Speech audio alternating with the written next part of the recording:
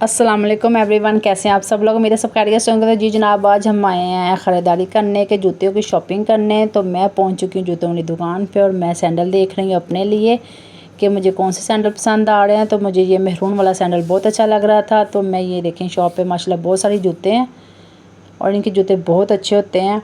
मैंने अपना और आयज़ा का जूता लेना था, तो मैं जूतों वाली शॉप पे पहुंच गई हूँ। तो मुझे जूते सेलेक्ट कर रही हूँ मैं कि अब कौन सा जूता लूँ। तो यहाँ पे माशाल्लाह सारे बड़े खूबसूरत हैं, दिल करता सारे ले जाएं, लेकिन जूता तो एक ही लेना था। तो ये मैं जूता आयज़ा के लिए लेकर आई हूँ। ये देखें जी, आयज़ा का जूता कितना खूबसूरत है। और ये दूसरे वाला मैं अपने लिए लेकर आई हूँ। तो कमेंट्स में मुझे लाजमी बताइएगा कि मेरा जूता प्यारा है या आयज़ा का प्यारा है या हम दोनों का प्यारा है, ठीक है। ये किड्स के जूते हैं, ये बहुत अच्छे हैं और बहुत पायदार जूते हैं और काफ़ी अरसा चलते हैं। ये आयज़ा का भी, आयज़ा का तो चाइना का है, वॉशेबल भी है और ठीक है ना।